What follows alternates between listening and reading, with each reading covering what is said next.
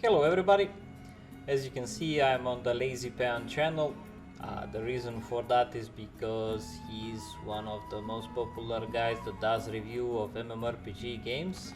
As you can see on his channel, he also reviews FPS mobile RPG or survival games, but mainly he focuses on MMORPG games. And the reason why I'm on his channel is because he did a review a couple of years ago on Lineage 2, and he did recently a review on Throne and Liberty, and those two games are really connected. And if you don't know, there's tons of weapons that are absolutely the same. They look absolutely the same in Throne and Liberty that are coming from Lineage 2. Like, those weapons are just changed and added into Throne and Liberty, and same goes with this like concept of auto farming and much more.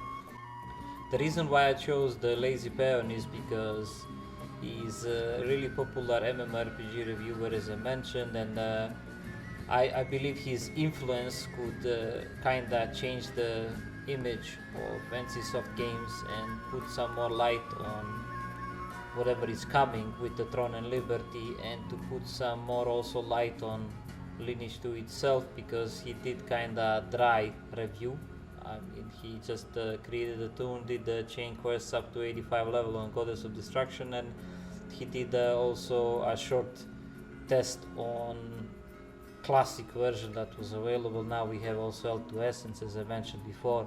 So we're gonna go to his video and we're gonna listen a little bit what he was saying, and we're gonna try to fill in some gaps and just try to explain some stuff that is more reasonable for the guys that are playing Lineage 2 since kinda beginning.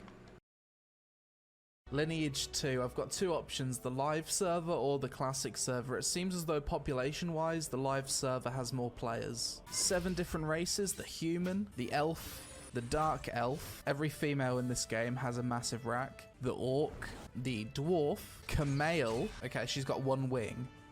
What good is one wing? And you've got the Ethia race. Wizard, warrior, warrior, warrior. Wait, is there only 2 classes in this game? Wizard and warrior? Okay, so I'm gonna pause here and just explain first about some races and stuff. First of all, like, originally there was no Camel and there was no Ertea. They started with much less races, and when it comes to classes, it's not really original, it's just 2 classes. You start with either a mage or a fighter, which they say here a warrior or a mage, and then you scale up to choose your class, and then there's like a tons of classes. For example, if you start from I don't know, a human, let's say, and you choose a mage, you can choose to go a human wizard or a cleric, and then later on a level 40 a human wizard is going to a summoner, necromancer, sorcerer, or if you're a cleric you go to bishop or prophet. And this kind of classes changes. This goes same for like dark elf, it has additional classes later. And on the fighter classes, let's say the warrior human, if you choose a fighter type class, you have an option to go knight, rogue, or warrior, the actual warrior. And then warrior can go to gladiator later, or a warlord. And then the rogue can go to a treasure hunter, which is something like a hunter type stealth. If you play Dota 2, it's something like a bounty hunter, but doesn't really have a stealth right away. Later it does. Then you have an archer, standard archer, to be honest. Overall, the classes do change later, and when it comes to Goddess of Destruction, they made this path quite easy. As you will see in his video, he shows that the levels and the quests, and it's quite basic. But this warrior has a bow, whereas the human warrior has a sword. I'm a little bit confused by these. Yeah, and then just to know, like, this is just visually to show. It doesn't mean that the humans can't carry a bow. It's just that they chose each class to just as an appearance to show how it looks like with the bow and how this class looks like with the spear, and it's just that part is different. Let's say they did not bother too much with the character creation, but then again there are some games that are even worse, and considering that this game did not much improve when it comes to options since 2003-2004, does not look much better when it comes to options on character creation. There's just some face changes, hairstyles. Mainly they try to sell you later in-game kind of dresses and looking cool looking armors, appearances that, you know. But okay, let's just continue with this. Class definitions, but okay game. I'm going to be a dark elf female warrior for no particular reason. A few different hairstyles, one... Yeah, and you probably kind of understood the part with the dark elves. Like, we actually had a guy that created a female dark elf and played a Shillian Elder just because of the looks, but then again, you know. Clips right through her body. Hair color, 4 choices. Double D. Yes. And here she is, level 1 dark. I'm actually surprised that he managed to actually create a char with that name, considering, you know, the obvious. Dark fighter. Little cutscene here. Just zoned into the world, already lots of players around the starting area. People actually still play this game.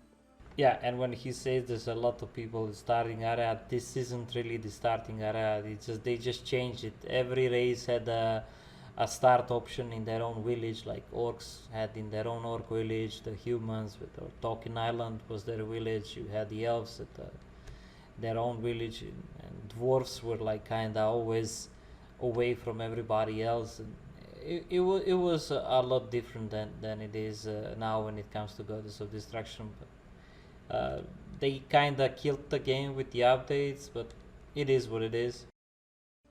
Very nice. In Lineage 2, you can move around with WASD, but as you can see, this game is not designed for WASD movement. It feels really buggy, like the screen bloody shakes. That part with the... I believe that the Lineage 2 is one of the rare MMORPG games that you really use a mouse to actually move, and then it's not really mechanically hard to play. There's much more grind involved, and that was the beauty of it back then, because it was kind of hardcore, because if you die you lose XP, you could drop your items even. It's a bit harsh, but it had its own charm, and people really massively played it. It's much better if you use click to move. We're level 1, 48k XP. Okay game, you could have started off small. Wait, why is the hotbar over here? Let's drag this somewhere normal. Go to the Ruins of Despair to train. Ruins of Despair. Nasty zombie. Let's give it a whack, shall we? Attack. F1. Attack. F1. I'm doing 0 damage to this zombie. What the fuck is that? Nasty Eye. Okay, Nasty Eye. Let's see what you've got. Now, you probably have seen it before. Like, Nasty Zombie has a red color, like a slightly red color name, which means and indicates that the monster is way too high level above him and is not gonna really deal much damage. At the beginning, back in the original release of L2, this didn't mean much. I mean, it did still. If you attack a monster which is that high, you would not deal much damage, but you would still deal damage. Now in Goddess of Destruction they made it that you actually fail attacks, so you don't really deal any damage. And then you can see when he approaches the Nasty Eye. Okay, Nasty Eye. It's a white color. You can see it's a white color, and one-shots it with no buffs, nothing special, and like that's the reason. Also, when it comes to creativity of the name of the mobs and stuff, you should just see the translated version of Lineage 2 to Polish and Russian, and you would appreciate the name Nasty Eye. Got not a whole lot apparently. Oh, just fucking one-tapping all these monsters now. I feel a little bit bad. They're not even putting up a fight, are they? These monsters just peacefully hanging out. They're all friends. Taking a bit of time off work to relax and socialise, and here I am. Just fucking killing them in one hit. Okay, now we can kill some nasty zombies. We're gonna speed up a bit. As you can see now he's level 2, just like 1 level difference, and he can already make damage on nasty zombies.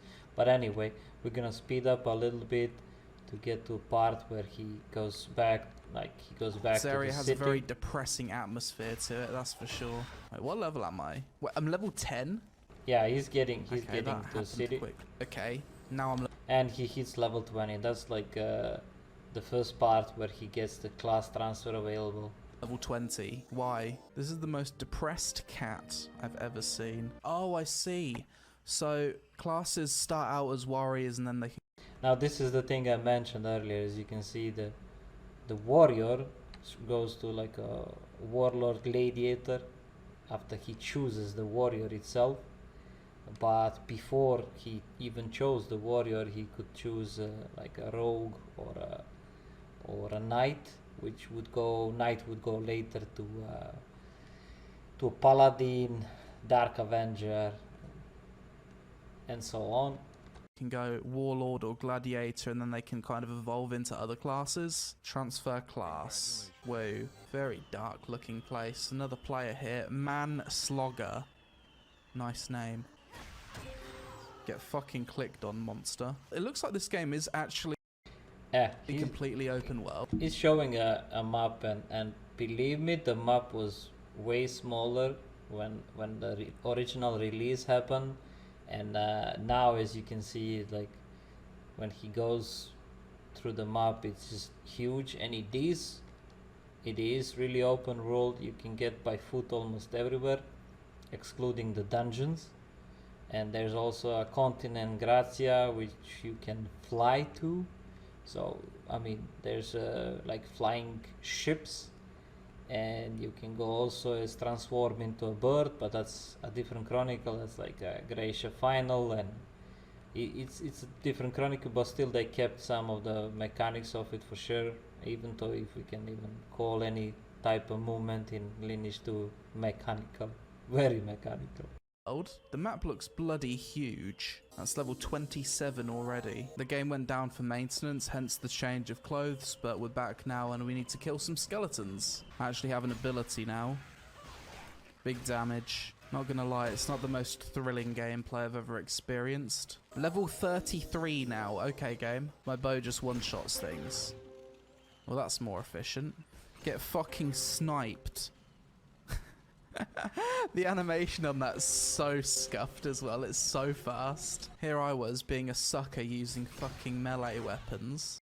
At this part, when he mentions the melee weapons, when it comes to farming in Lineage 2, it's all about the AoE, like making the big trains and just doing AoE. When it comes to melee, about the ranged, we all kind of experience this, like you make much more damage when it comes to PV as a nuker or a ranger, archer in this case, and it's kind of obvious. But if you played a melee class and you wanted to make like a good XP, you play like a warlord, for example. It was like a big puller. He uses a polearm, like a spear, and then he massively attacks multiple mobs, monsters, and just makes shit tons of XP, like not figuratively speaking, but really makes a tons of XP, and it's a class that people use as a front line to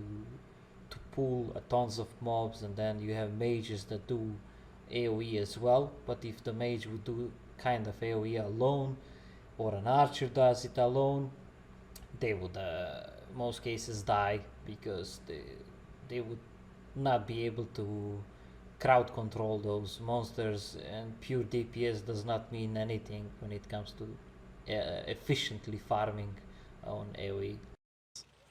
This is the answer. Quest completo. Now I'm level 40. The level pacing seems a little bit crazy. Bloody hell, look at this guy. Looking good. Badass sword as well. I bet this guy has good gear. This woman has pink text above her name. She looks fucking awesome. And Yeah, this stuff about the pink text and titles and the blue names, like the blue names are number of recommendations that people actually create a new tune and they just spam it on themselves.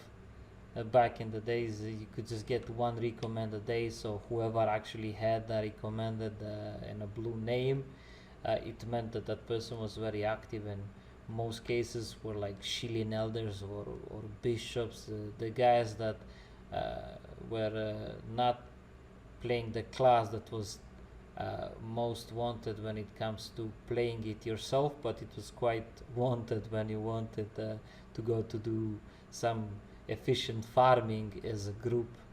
So those guys were always recommended for sure. I haven't met too many support classes that didn't have back in the days a blue name. Otherwise, people were even dual boxing them. So just so you know, in this game, you can open multiple clients from the same PC, and especially that game these days has an auto farm option. Even the Goddess of Destruction does. You really can play an entire party, and people used to do loop parties. That was the name of it, like a loop mode party. You just have an entire setup for yourself and you farm the in-game currency called Adina.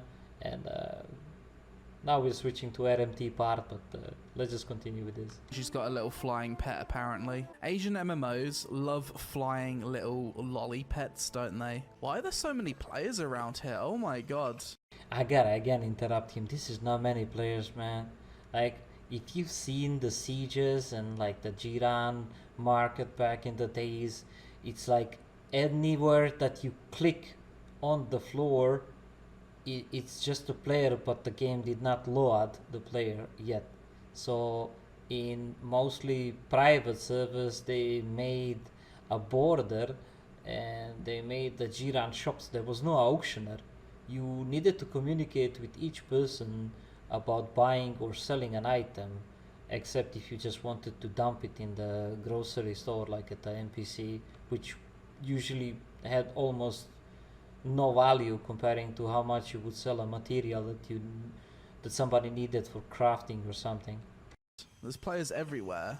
I guess this is the auction house. It seems as though everyone in this game has fairy pets. Creepy little bastards, aren't they? Class transfer again. I'm going to be a Phantom Ranger, I think.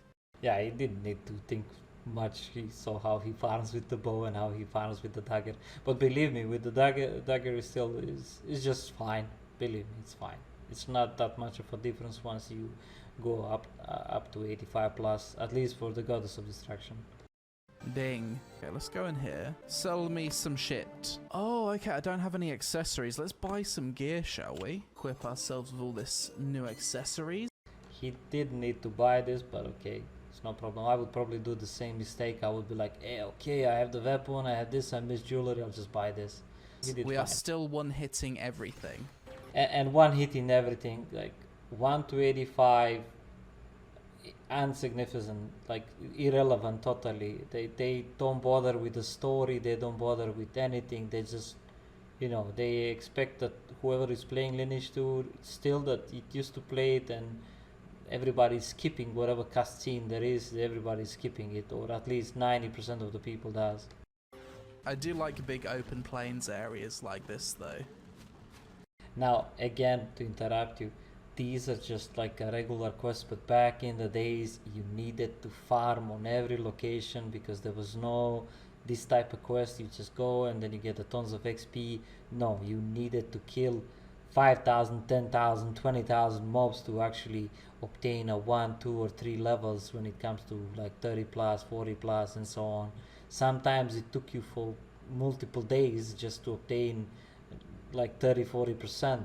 And also this is when there are no players to compete with you. Now imagine Lineage 2 is an open PvP world which is not based by alliance versus horde or good versus evil or light versus dark. Everybody can kill everybody. You can literally PK, like do a player kill inside of your own group. Like there could be a guy with you in a party and he piss you off and you're open field and you just PK him. Of course, you're not gonna do that, but we've seen some idiots do that as well on some high rates and stuff. But overall, when you are chaotic mode, which means that you killed a person, your name goes red, and everybody can attack you, and the guards as well, and you will be dropping items and losing XP. So people don't go just instantly red on you for no reason.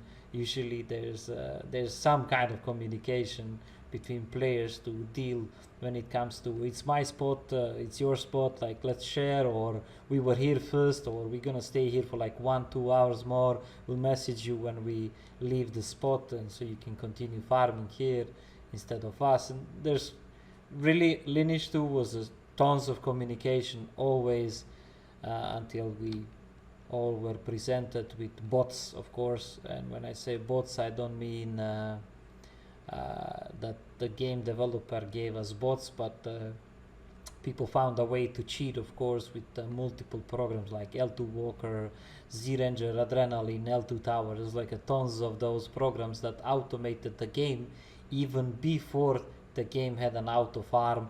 And this wasn't just a regular PvE auto farming only, it was auto detecting healing, attacking. It had a counter attack, so if the person were to attack your party member and you were like a DPS, you could set up to protect the bishop in middle of PvP. At the beginning, mostly Russian players were really abusing this, and I'm not being Nazistic or racist here, just really the Russian guys were exploiting this to the maximum. And as well, like there was a lot of Chinese RMT farmers, and now RMT is being done by pretty much more than 50% of the Lineage 2 community, and that's why the private servers are still alive, because it's a topic for like a bit later. They've clearly done something crazy to streamline the game from level 40 to level... Okay, so first I'll comment that yeah, back in the days it wasn't like this, and I mentioned it.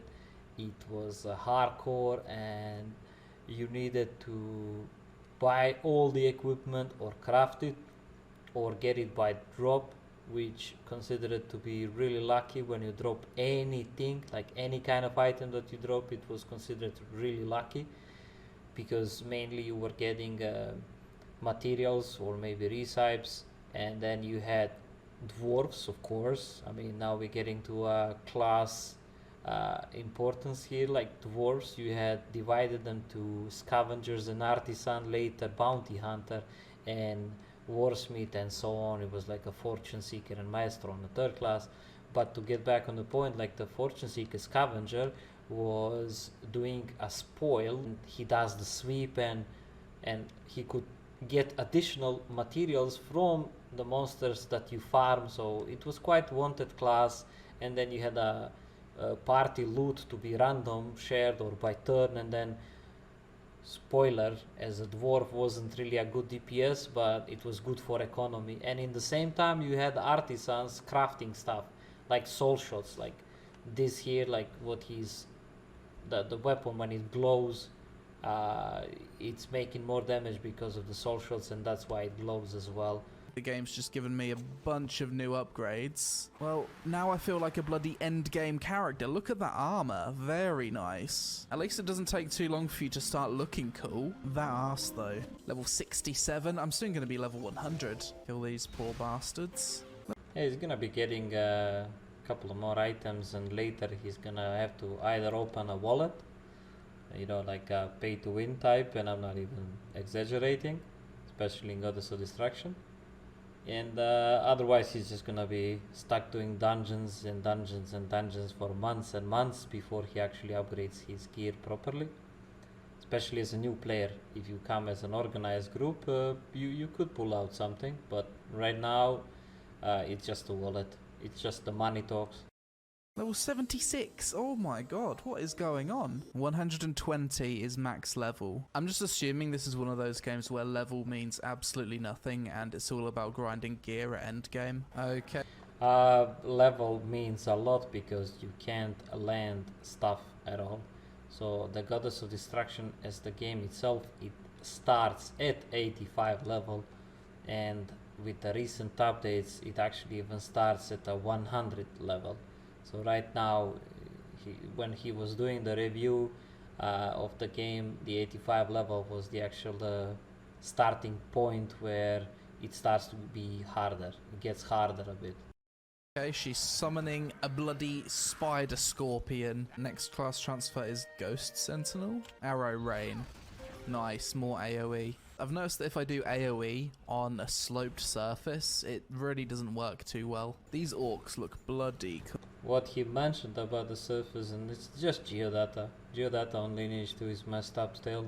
They haven't fixed some areas like since like I don't know 20 years now. So yeah, don't be surprised if you bump into an invisible wall and you can't move, or you just fall down through the floor. It's just the way the Lineage is. Like, Lineage 2 players don't really get upset over it. Maybe we used to, but not anymore. Cool. I guess the nice thing about Lineage 2 being such a one-handed game is you've got this hand here that's pretty much free to do whatever it wants, really. Level 85 now. Oh, okay, this is a cool looking area. Ferron Village. There's a bloody planet over there in the distance. This is a cool looking monster. I like that. Oh, I don't kill these mobs in one hit. Nice. Yeah, these mobs still do absolutely 0 damage, though. I guess we're going to reach a boss soon. Abyssal Shadow. Very cool monster. Oh, boss. Okay. This is our first boss. We're level 85. We're fighting our first boss. Go now, Kane can handle this, really. So we don't fight the boss, we just run and pick up a cup. Woo. Alright, let's do this final class transfer. Your Ghost Sentinel. I get a cloak. Nice. Town of Aiden. Beauty shop, eh? We got some premium hairstyles and stuff, have we? Look at these mobs. They look a lot bigger, and they actually take damage and deal damage. Fuck. I might have bitten off more than I can chew here. Oi, I'm gonna die. Okay, so we come to a part that I mentioned, you know, in here, like, you need a group to do a proper AoE, or you need a different class. He's also missing healing potions, and there's like more options that he can get from, and support. Mainly after 85 is where the game starts, and you need a party, you need a group to be efficient. And we're dead. And we are dead. I've gone from not having enough abilities to having more than I could possibly want to use. Okay, never mind. Yeah, like the archer has a stance options that you choose which stance you want. So one gives you more attack speed, one gives you more damage, one gives you more crit damage. Overall, every class is like it. After 85, it takes some time to actually figure out what does each skill do, even for the guys that are playing a bit longer. When it comes to Goddess of Destruction, there's still players that play L2, but they never pass the Interlude. They played official until Interlude, and when official went from Interlude, which is popular C6 Chronicle, people searched for the private server to play on, and they are still playing Interlude, which is probably one of the most popular Chronicles, especially on the private servers, which means that NCSoft should consider listening to players' opinion and not fake opening classic type servers, and nothing classic about it as a classic scam to get more pay to win. Not even 1 or 2 Chronicles after the release of the classic, it went full pay to win. Like inside the classic, you needed to let's just put a G-Run NC West classic server. It reached to a point that you needed weekly minimum 200 euros to keep up with the top players, no matter how much you played. And it sucks that they didn't make Lineage 3. A lot of the Lineage developers either went to Terra, Arcade, or Black Desert. I don't think we're ever gonna... That's true what he just said. Like pretty much all of the original guys that were participating inside creation of Lineage 2 went to different MMOs like it started with Terra and later Arcade, and it just kept continuing. You've seen that the game just went different direction, but Terra itself also wasn't good. I mean, it was okay for a specific time. Now it's almost barely being mentioned. Arcade was amazing, but again, we'll leave this for another topic. I liked the game, but then again, they made it also pay to win. And about the Black Desert, I didn't play it enough to be able to comment it, but according to everybody else, the Black Desert was one of the top games and still is when it comes to MMORPG. Gonna get a true Lineage 3, but I'd certainly love Lineage 3 that he mentioned, that was supposed to be 2011. The Goddess of Destruction was supposed to be a Lineage 3, but then they did what they did, and later the what we hear now, Throne and Liberty, was actually TL, and it's supposed to look like an old Lineage 1, and it didn't succeed. They never released the game, and as you can see now, there's Throne and Liberty, and will it be released at all, even though they're saying it will be, and there was even beta testing. I still don't believe it until I see it, and we'll see how it looks like. I believe that they need some kind of redemption, so if they do make the game pay to win, I believe they're gonna lose all the trust from the MMORPG community, even though I know that they make a lot of money from Lineage Mobile, but that doesn't justify the actual future of NCSoft. I know they made a lot of money. Some charts show that Lineage 2 Mobile made Lineage Mobile, that it made much more money, and to be precise, I'll put a chart that you'll be able to see when I do edit this video. It's like 10 games together didn't make as much as the mobile one did, but that doesn't mean it's a good game. The mobile games are applications, and that's what it is, in my opinion. It's just a money way. It's just they make money this way, and the mobile games are not really respected by MMORPG mobile games are not truly respected by hardcore players. love to see it. From what people told me, this game was mostly about castle sieges, and that is definitely one of my favorite things in an MMO.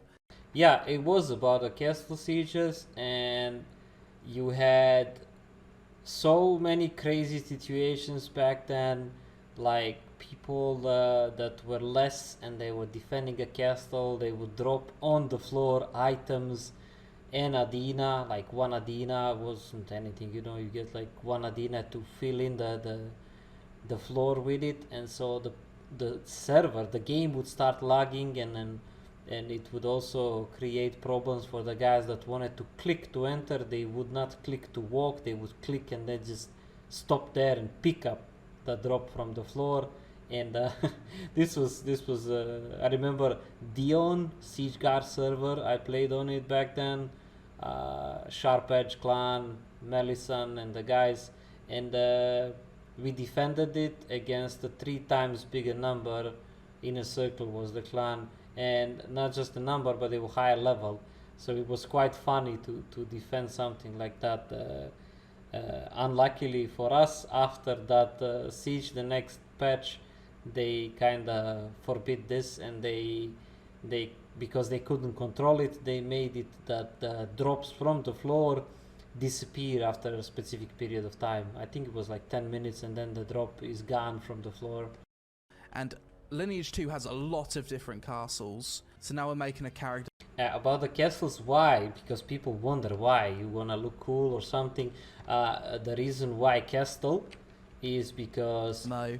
let me just Lineage put it 2 has a back. lot of. Okay, so here you see Oran Castle is near Oran Town. So if you are owner of Oran Castle and you put like a 15% tax, which is maximum, everything inside the town of Oran is gonna jump with the price for 15%, and then that 15% it's gonna go to a vault of the castle, and then the owner, the clan leader of the castle, will be able to collect this Adina, this currency, and then invest it into some clan project or distribute it between the members.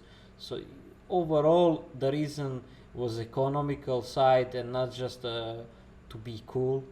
And you had also clan skills that you get extra XP, or a castle dungeon inside the high five. There was like dungeons that you could do if you have a contract with the fortress. It's definitely more useful than just character on Lineage 2 Classic. I think I'm going to be a dwarven male warrior this time around. The dwarves start in the snowy mountains, as you'd expect. Nice that each... Yeah, so you can see each race starts at its own place, and dwarf starts in a dwarven area, and the village of dwarves is quite nearby. This is just a spawn place. Each of the races have different starting areas. The UI is a lot different in Lineage 2 Classic. There's this big auto hunting button here. Alright, let's turn on this auto combat.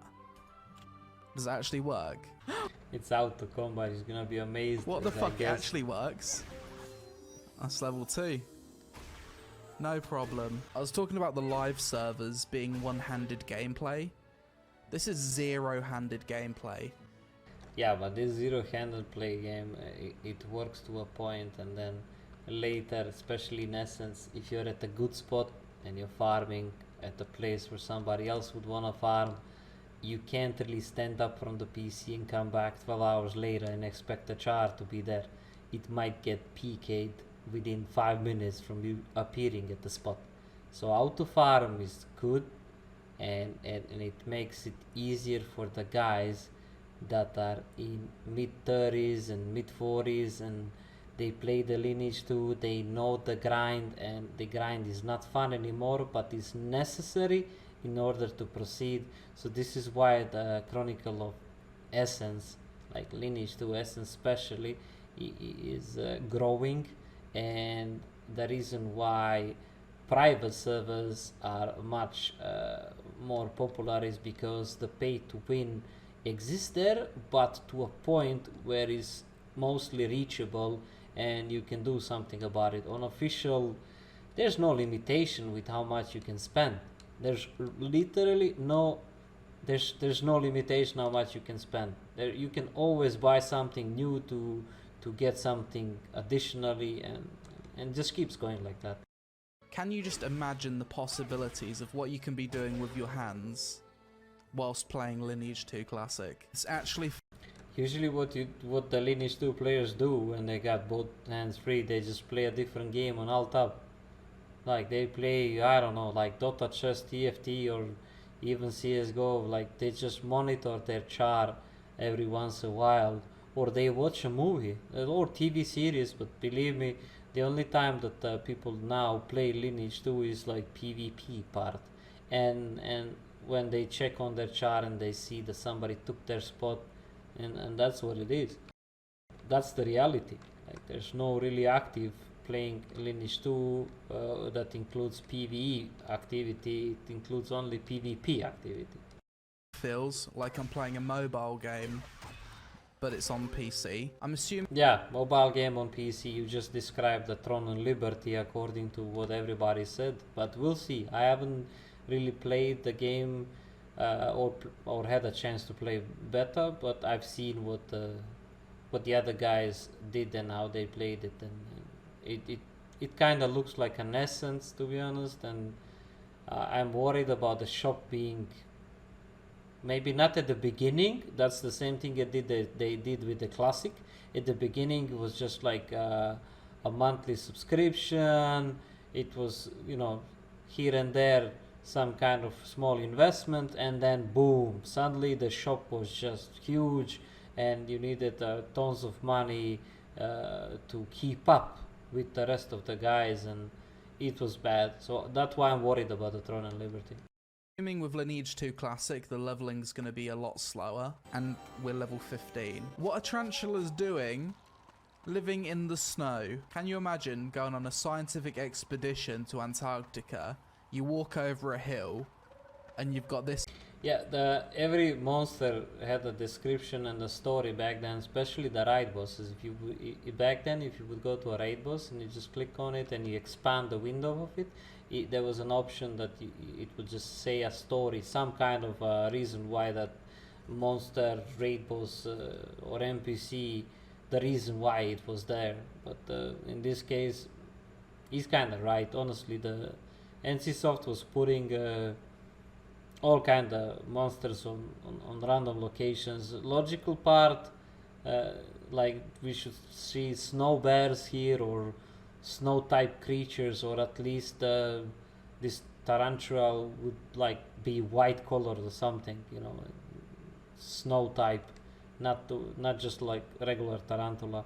The creativity just kind of vanished, honestly, which I'm hoping that Throne and Liberty is gonna be able to kind of reconcile. Like it would be able to do something to be some kind of a redemption of NCSoft for all those years of Lineage 2 not having some stuff being improved and just constantly ignored.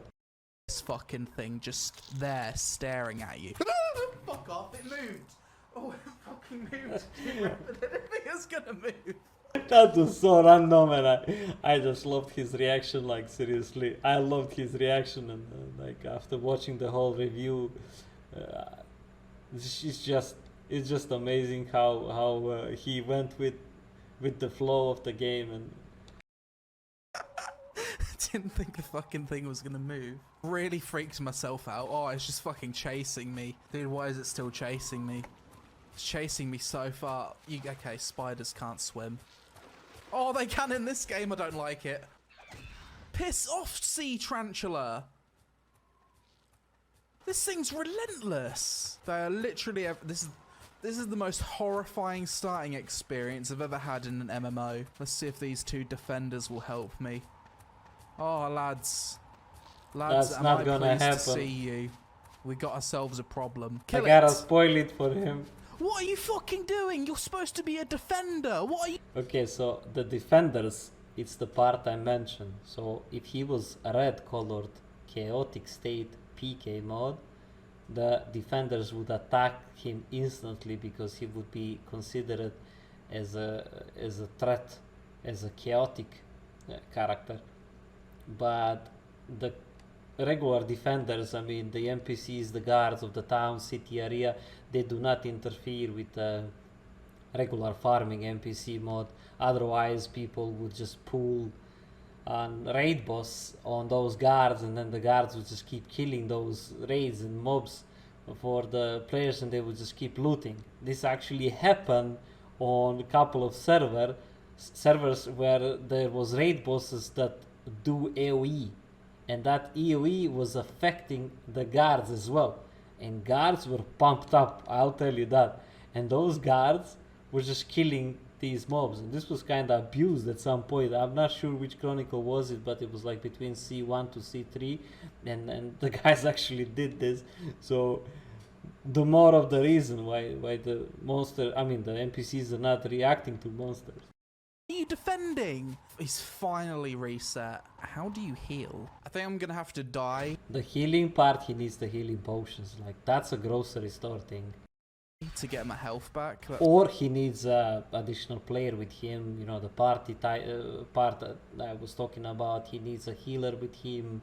But these are the starting zones, and he's not gonna find almost anybody before he hits like level 20 plus, unless more dwarves. You know, because the teleporting actually costs. Between the villages, it used to cost, and cost a lot. Like, you didn't have that much Adina at yourself, so it was a more of it was more reasonable to just buy healing potions than expect for some cleric or you know, some human mage to come from Tolkien Island to a dwarf village, which is like miles apart.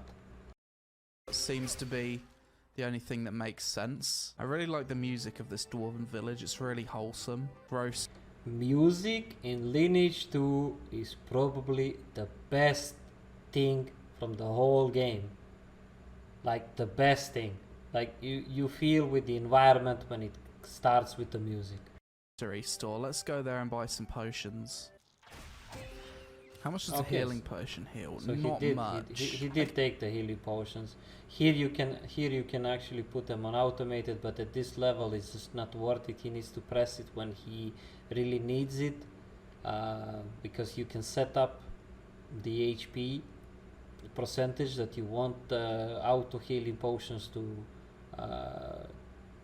jump in, and because the resources are limited at the beginning, you know, every healing potion that you buy or get on drop, it's really relevant, especially in classic version at the beginning. I guess the leveling is a lot slower in Lineage 2 Classic. I'm really having to chug these potions. I've got 6 left. There's only 9 people on this server who have actually reached level 85, so definitely seems like XP is a lot harder to come by. It's just different. Like 85 on Goddess of Destruction is the beginning point, 85 level in Classic is like the end game, and this is much later after the... Pretty much people left the Classic when he was doing this review. Classic was kinda empty, and especially the NC West one. This quest took a long time. But not to forget, at least the NC West still have the Classic server up as a comparison to 4game.eu. That was probably the only freaking official server that ever got wiped. And I'm talking about Skelth, and everybody knows what I'm talking about now. Whoever played on European Classic server, Skelth got deleted, and they barely offered any kind of option to do a merge. There was some talk that they could merge it with the 4game.ru servers, Grand Cane and so on, but because of the region difference, they did not do that, and they offered really poor compensation for the guys that had the characters on Skelth. If they would start on the new essence, they would get some bonuses and treats. And well paced. I guess I just find a grind spot and put on auto combat. Now we just grind 300 mobs AFK. You guys are gonna have to let me know in the comments below what is the better version of this game, Lineage 2 Classic servers or the live server. What's best and what? unfortunately, none of those two versions are good. But if you're gonna go with one that you wanna play and experience something, my suggestion would be, I mean, if you need to choose between these two, I would go with the Goddess of Destruction. I know it's a pay to win, but both of them are pay to win. But on the Classic, there's nothing that you can do to change, to catch up on the guys that are 85 level. It's not possible for you from the beginning to catch up with the gear wise, with the level wise. And on Goddess of Destruction, you'll at least have something to experience. It's much more fun. You'll do dungeons, you'll do dailies and stuff. It might feel a bit like a job that you need to do this if you want to complete some stuff. But I mean, all the MMORPGs are that way, so it is the way it is. But I would choose Goddess of Destruction for sure. What are the differences between those two servers other than one just has a lower level cap and takes longer to get to max level? This game was before World of Warcraft and it's still going, and it's... Yup. Lineage 2 was before World of Warcraft, like 1 year before World of Warcraft was officially released for the Western community. And I remember a guy that used to own a NetLab called me and was like, hey, you gotta see the game that's coming out, because we waited for World of Warcraft. And when I came to NetLab, and because we all played from the cyber cafes, the net cafes, clubs, whatever you call these places at your country, and when we saw the graphics back in 2004, because I started 2004 at May, it was just amazing. Really, we were like, how many accounts you have? Because we couldn't, afford even the stuff. I was a kid when I started. I was like high school, pretty much, and it was really nostalgic to even get back to some of those memories. Still popular. Evolution of Lineage 2. Okay, so this is Lineage 1. I don't know what's going on here. Lineage 2 Classic. First, just look at this, guys, and this is This is 2015, and as you can see here, it says Grand Kane. That's the Russian server. That's the Russian server. What's going on, but it looks cool. Or the doors. And this is the Castle Siege from 2019, better quality as well. I'm guessing the blue sword icon means attackers and the shield icon means defenders. It looks like a decent amount of fun, to be fair. Back in the day, I probably would have loved this game. How did people's computers run this game back in 2003 when it first released? How did we run the game? Horrible. That's what it is. I remember we had to, it was a lot of problems with the internet connection as well. So because we played on ISDN, so it was like really slow connection. It's like the first thing that came after the modem connection, and it was like just only one person could go Tower of Insolence to farm with the group, because if there was more than one person inside the tower, like we would lag, all of us, the whole net club would lag, like, and we didn't play more than 5-6 people connected in the same time, and almost never at the same time at the same place. There's so much going on. So this video is showing off some bosses. We've got a giant dragon here. That's an Antaras. That's an earth dragon that was actually banished to his cave and cut his wings off. And there is actual lore about all this. Like, if you want to get into it more, the Lineage 2 has so much lore that you could make another Lord of the Rings or a Game of Thrones. Or it's really good. I remember someone telling me about the bosses in this game, and I think it took a lot of people to bring them down, like 100 people or something, maybe more. That is a bloody huge dragon though. Look how far the person zoomed out. The fire dragon. Yep, that's Valakas. It runs at 2 FPS, but it's pretty cool. More games need more giant dragon world bosses. Like, you can't go wrong with a dragon world boss, can you? Just the whole concept of 100 or 200 people all attacking a giant dragon at the same time. I actually remember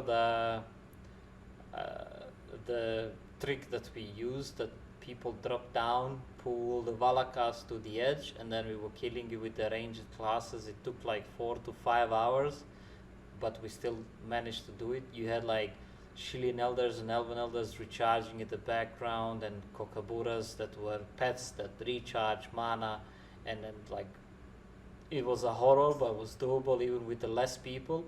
But that was considered a bug and was like edging, was called like an edging. And I think like later when you would hit a monster from the location where the monster could not hit you back, you were getting teleported, or you weren't making any damage. So this was fixed later. It's really cool from a fantasy point of view, isn't it? Very giant.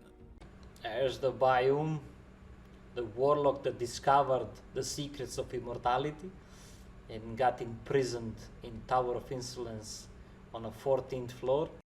Demon looking world boss here. This Lineage 2 video is from 2006. For a game from 2003, for its time, this must have been considered like next gen. First Valakas kill. From a massively multiplayer point of view, this game seems well ahead of its time. So many players.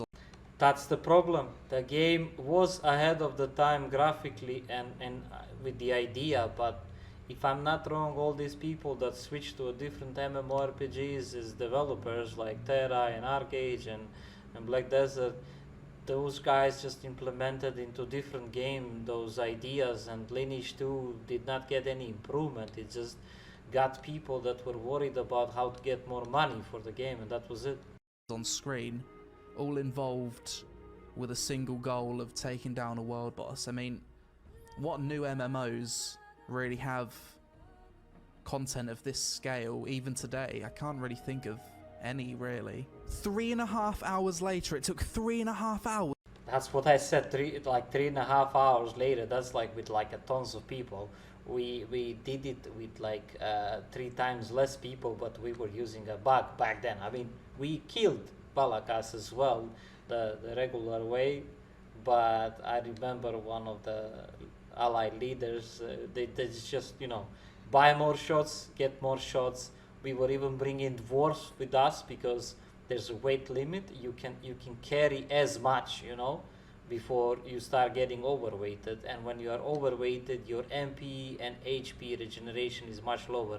In this case, the MP is the problem because you need mana to shoot skills, spells, and that white archer was also considered as very good because it had an auto hitting, but it was still each auto attack with the bow, it was still costing mana. So overall, like, the Valakas itself was just really a big achievement.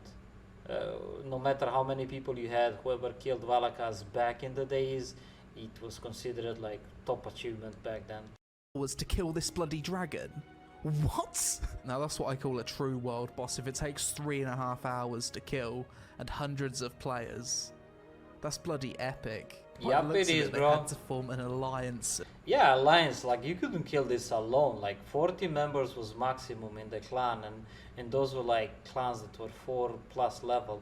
Back in the days, like, you know, it was a lot of people that just wanted to get their name up on the place. Of guilds, like a server-wide effort. I'm not sure which server is this. That's so cool. So after jumping into Lineage 2 for a bit, my thoughts on the game are as follows. To my surprise, the game still seems to have a pretty good population. It was nice to go to Aden and see the square absolutely packed with people. The game has castle sieges where guilds can fight to own castles. I love MMOs that have this type of replayable content. The world bosses in this game looked so epic back in the day, and I can imagine taking one down for the first time was something that people who got to experience it would never forget. Yeah, like, people don't forget that stuff. I remember first time when we killed an orphan. It's like not a child that's orphan. It's like orphan the raid boss. It was a local boss back then. Later it became a world boss, but this was still something to remember because it had the top C grade drops back then, and it was like cool to actually do something and get a really good reward behind it. Armor and weapons look cool. The game has a massive open world. The soundtrack is top tier with my personal favorite. Top tier, one of the best MMO soundtracks.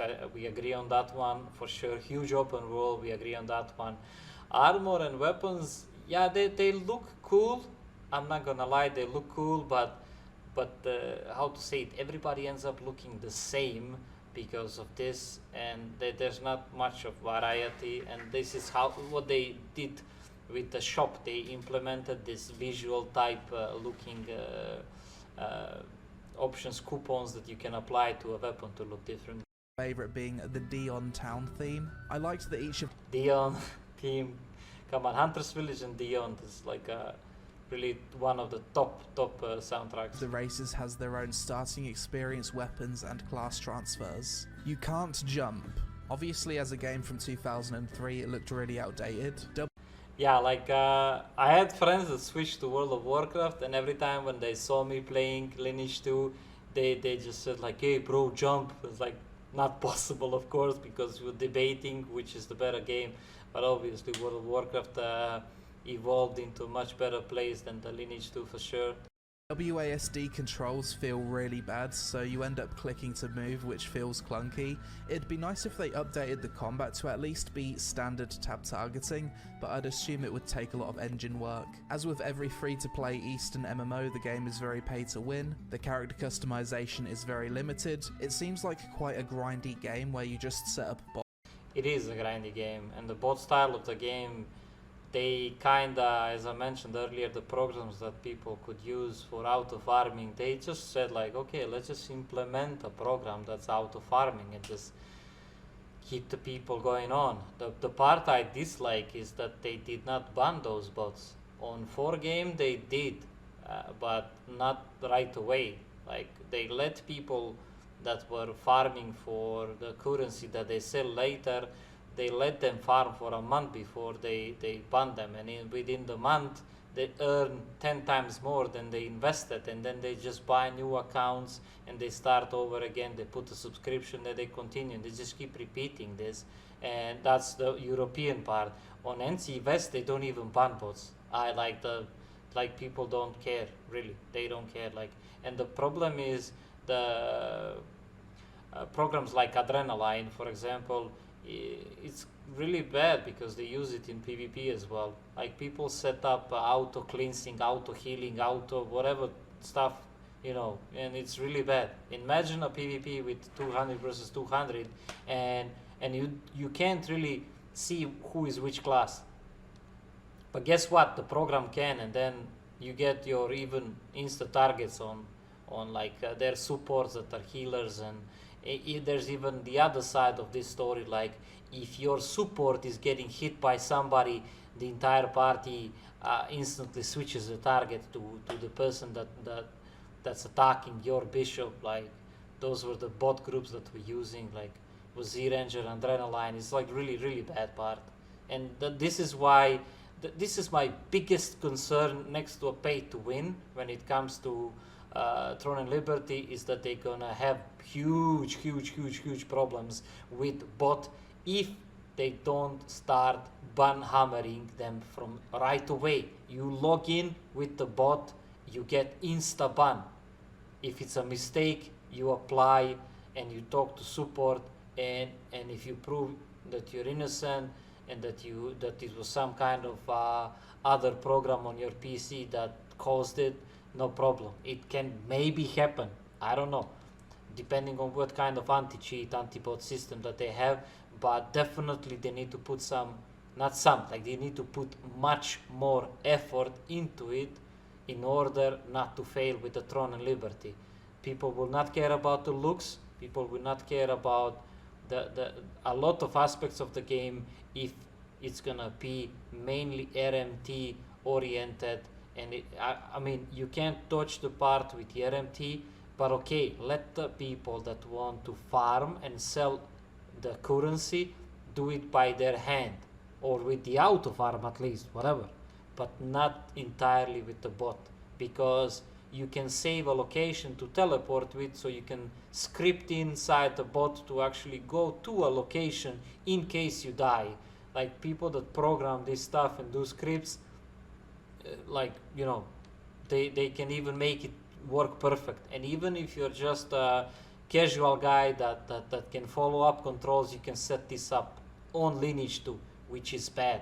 That's really bad. So that's why I'm mentioning it, that I hope I won't see this mistake happen inside the Throne Liberty, and that NCSoft will do something about it, or at least Amazon will do something about it, because they're gonna be the publisher, from what I understood, from what everybody's saying, that they will try to protect their asset. In this case, they will try to make sure that the bot is blocked from the very beginning. Bots for hours on end rather than doing anything overly active yourself.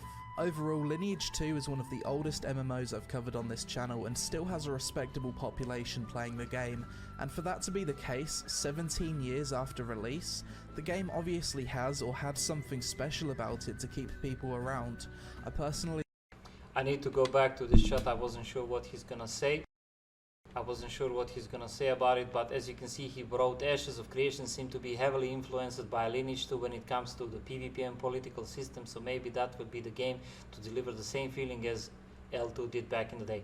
Ashes of Creation, the one of the developers, if I'm not wrong, the head owner, the guy that started the idea, is an ex-Lineage 2 player, and he saw this model of clans, not model of alliance versus horde, good versus evil. He saw this option as the most valid one, and the PvP system, the flogging and stuff, it's gonna be super hardcore, and I'm sure that they're gonna do a good job. So Throne and Liberty, if it fails, like, I'm sure, like, the Ashes of Creation, even if it doesn't fail, the Throne and Liberty Ashes of Creation is gonna get like a lot of people involved into it that I didn't even want to mention and talk about it. But you know, Ashes of Creation is the future L2, maybe, you know, the Lineage 3 that's supposed to happen. The game obviously has or had something not by NCSoft, again, sorry to interrupt, special about it to keep people around. I personally regret that I never had the chance to experience this game during its golden years, as I know I probably would have been super addicted to it. Yeah, you would be, bro. Like if you would actually have started it, and but I believe that you switched to like a World of Warcraft or something like, or started with the World of Warcraft, and I just couldn't chew on the graphic, you know. Like when we turned on the World of Warcraft first time, watching the really cool trailer with the elf lady transforming into a panther, jumping, and it was like, wow, it's amazing. And then we opened the character creation, and it's like plastiline. It's like so bad, and I just couldn't chew on it. I played a paladin up to a 40 level, and I stopped playing. I played maybe World of Warcraft after Hunter or something like in upper Chronicles of World of Warcraft, and I played a classic a bit. I was like, hey, come experience this nostalgia with us. And it's like, not really. Like I know that some people said that Wrath of the Lich King was like great, but I haven't played that much World of Warcraft to be able to judge or not judge. I was addicted to Lineage 2, as you said. Like if you played it, the feeling of sieges, the mass PvP, PvP for locations is just way too addictive. I hope we see future MMOs take notice of those truly massive, unforgettable moments that Lineage was famous for, with its castle sieges and world bosses. But Yeah, bro, like those sieges and bosses and stuff, like Arcade was quite close to it. Arcade was quite close to that's it. it for this video, guys. As always, please share with me your thoughts and memories about Lineage 2 in the comments below, and feel free to fill me in on any aspects of the game that I'm not aware of or didn't talk about. A big thanks to Skyforge for supporting this video with a sponsorship, and links to that can be found in the description below. Thanks for watching, I hope you all have a great day, and I'll see you again really soon.